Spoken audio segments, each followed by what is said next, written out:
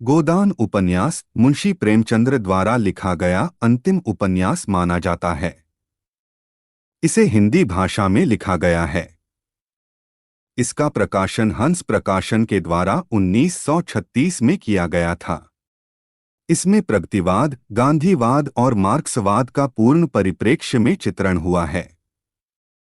उपन्यास के नायक होरीराम एवं नायिका धनिया है और अन्य पात्र है जैसे गोबर होरी का पुत्र, सोना बड़ी बेटी, रूपा छोटी बेटी, जुनिया गोबर की पत्नी, हीरा होरी का भाई, पुनिया हीरा की पत्नी, राय साहब दातादीन मातादिन झींगुर से, साहूकार महाजन सिलिया मालती मेहता राम सेवक आदि। चैनल को लाइक सब्सक्राइब एवं फॉरवर्ड करें और बेल आइकन दबाएं। वीडियो पसंद आने पर आगे वीडियो बनाने के लिए कमेंट करें। होरीराम ने दोनों बैलों को सानी पानी देकर अपनी स्त्री धनिया से कहा, गोबर को ऊख गोड़ने भेज देना, मैं न जाने कब लौटूं। जरा मेरी लाठी दे दे। धनिया के दोनों हाथ गोबर से भरे थे। उपले पाथ कर आई थी। बोली, अरे कुछ रस पानी तो कर लो, ऐसी जल्दी क्या है? होरी ने अपने झुर्रियों से भरे हुए माथे को सिकोड़कर कहा, तुझे रस पानी की पड़ी है। मुझे यह चिंता है कि अबेर हो गई तो मालिक से भेंट ना होगी। स्नान पूजा करने लगेंगे तो घंटों बैठे बीत जाएगा।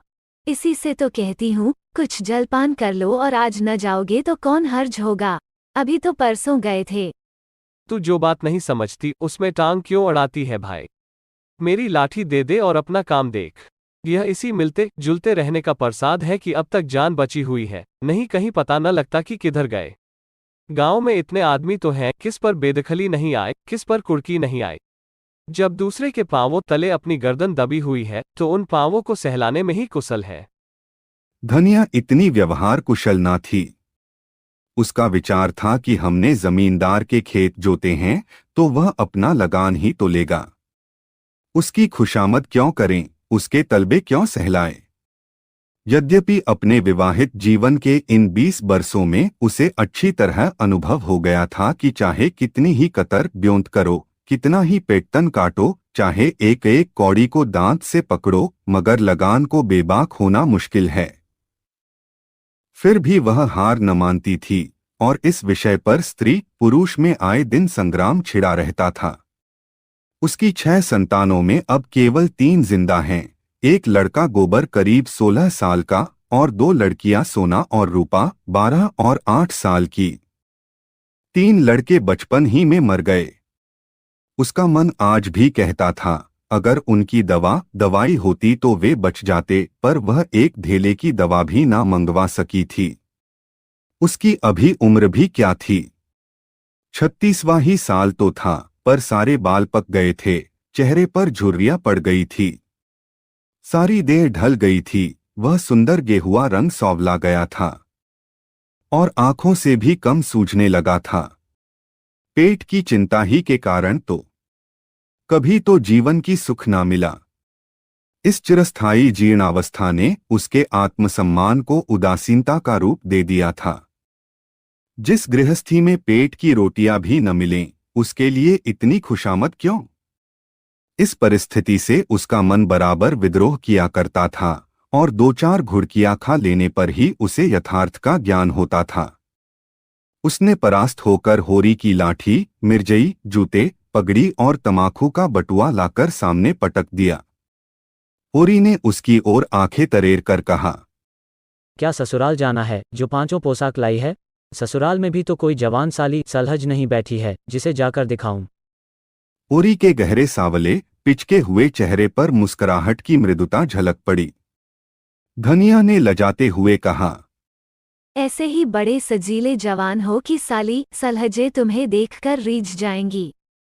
होरी ने फटी हुई मिर्जई को बड़ी सावधानी से तह करके खाट पर रखते हुए कहा, तो क्या तू समझती है मैं बूढ़ा हो गया? अभी 40 भी नहीं हुए। मर्द 60 पर पाठे होते हैं। जाकर शीशे में मुंह देखो, तुम जैसे मर्द 60 पर पाठे नहीं होते। दूध घी मुंह लगाने तक को तो मिलता नहीं, पाठे होंगे। तुम्हारी दशा देख देख कर तो मैं और भी सूखी जाती हूँ कि भगवान यह बुढ़ापा कैसे कटेगा। किसके द्वार पर भीख मांगेंगे।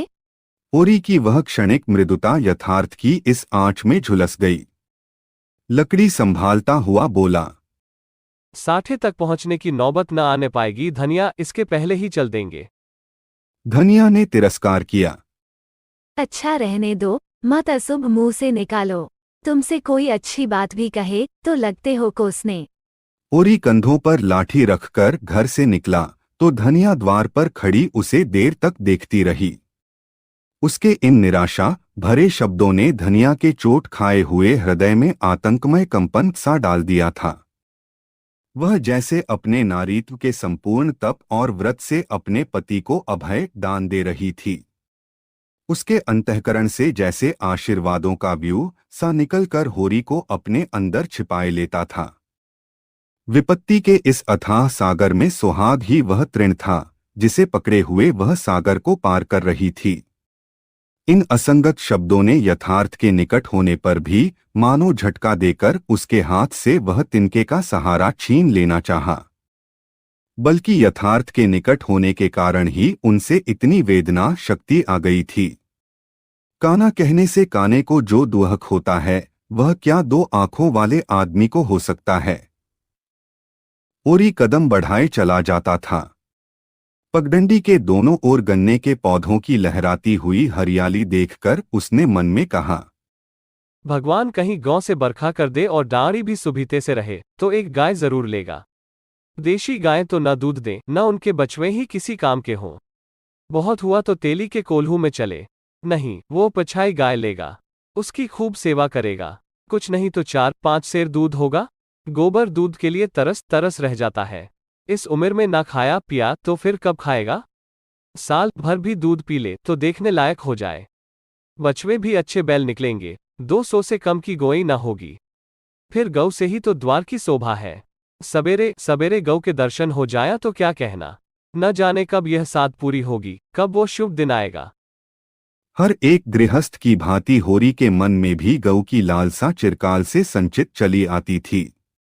यही उसके जीवन का सबसे बड़ा स्वप्न, सबसे बड़ी साध थी। बैंक के सूद से चैन करने या जमीन खरीदने या महल बनवाने की विशाल आकांक्षाएं उसके नन्हे से हृदय में कैसे समाती। जेठ का सूर्य आमों के झुरमुट से निकलकर आकाश पर छाई हुई लालिमा को अपने रजत प्रताप से तेज प्रदान करता हुआ ऊपर चढ़ रहा था और हवा में गर्मी आने लगी थी। दोनों ओर खेतों में काम करने वाले किसान उसे देखकर राम राम करते और सम्मान भाव से चिलम पीने का निमंत्रण देते थे, पर होरी को इतना अवकाश कहाँ था। उसके अंदर बैठी हुई सम्मान लालसा ऐसा आदर पाकर उसके सूखे मुख पर गर्व की झलक पैदा कर रही थी। मालिकों से मिलते जुलते रहने ही का तो यह प्रसाद है कि सब उसका आदर करते हैं, नहीं उसे कौन पूछता। 5 बीघे के किसान की बिसात ही क्या। यह कम आदर नहीं है कि 3-3 4-4 हल वाले महतो भी उसके सामने सिर झुकाते हैं। अब वह खेतों के बीच की पगडंडी छोड़कर एक खलेटी में आ गया था, जहां बरसात में पानी भर जाने के कारण तरी रहती थी और जेठ में कुछ हरियाली नजर आती थी। आस पास के गांवों की गौएं यहां चरने आया करती थीं। उस समय में भी यहां की हवा में कुछ ताजगी और ठंडक थी। होरी ने 2-3 सांसें जोर से लीं। उसके जी में आया कुछ देर यहीं बैठ जाए। दिन भर तो लू लपट में मरना है ही। कई किसान इस गड्ढे का पट्टा लिखाने को तैयार थे। अच्छी रकम देते थे, पर ईश्वर भला करे राय साहब का कि उन्होंने साफ कह दिया, यह जमीन जानवरों की चराई के लिए छोड़ दी गई है और किसी दाम पर भी ना उठाई जाएगी।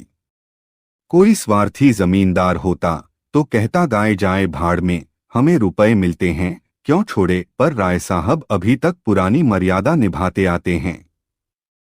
जो मालिक प्रजा को ना पाले वह भी कोई आदमी है। सहसा उसने देखा भोला अपनी गाय लिए इसी तरफ चला आ रहा है।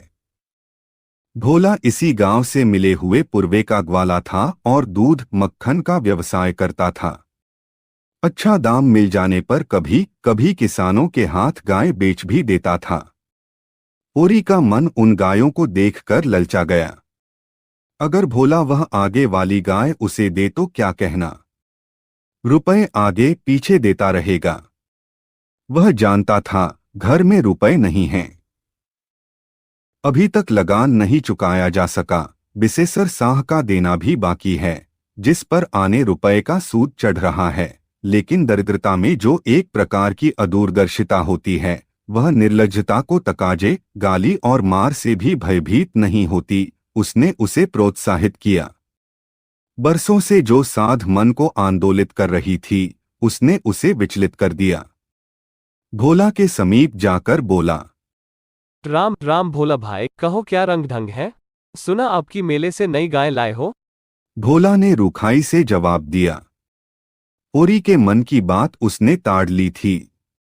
हाँ, 2 बछियां और 2 गायें लाया। पहले वाली गायें सब सूख गई थी।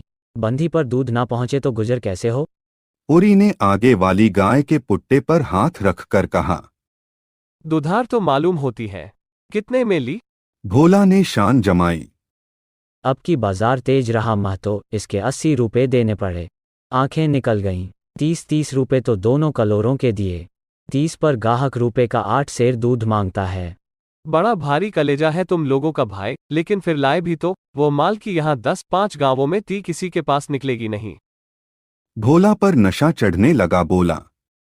राय साहब इसके 100 रुपए देते थे, दोनों कलोरों के 50-50 रुपए, लेकिन हमने ना दिए। भगवान ने चाहा तो 100 रुपए इसी बयान में पीट लूंगा। इसमें क्या संदेह है भाई? मालिक क्या खा के लेंगे? नजराने में मिल जाए तो भले ले लें।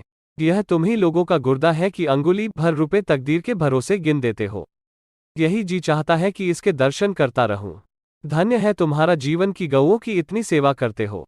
हमें तो गाय का गोबर भी नसीब नहीं। गिरस्त के घर में एक गाय भी ना हो तो कितनी लज्जा की बात है।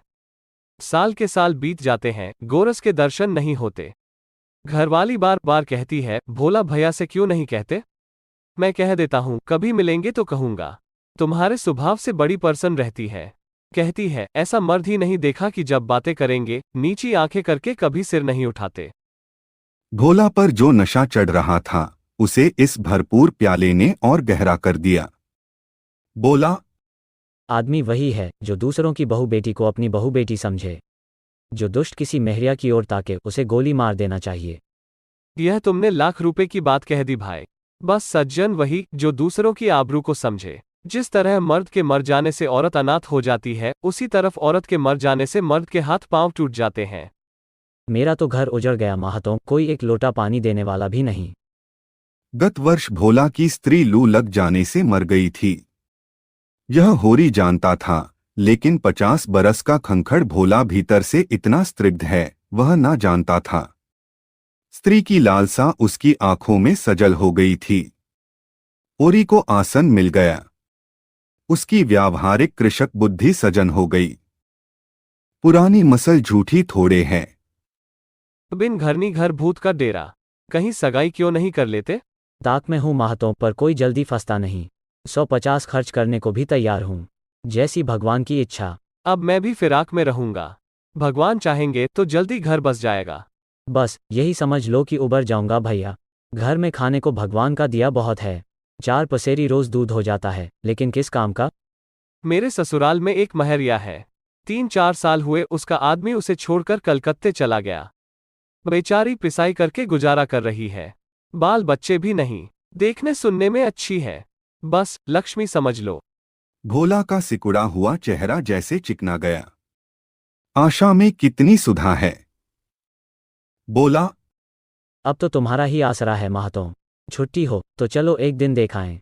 मैं ठीक ठाक करके तब तुमसे कहूंगा। बहुत उतावली करने से भी काम बिगड़ जाता है। जब तुम्हारी इच्छा हो तब चलो। उतावली काहे की? इस कबरी गाय पर मन ललचाया हो तो ले लो। यह गाय मेरे मान की नहीं है दादा। मैं तुम्हें नुकसान नहीं पहुंचाना चाहता। अपना धर्म यह नहीं है कि मित्रों का गला दबाएं। जैसे इतने दिन बीते हैं वैसे और भी बीत जाएंगे। तुम तो ऐसी बातें करते हो होरी, जैसे हम तुम दो हैं। तुम गाय ले जाओ, दाम जो चाहे देना।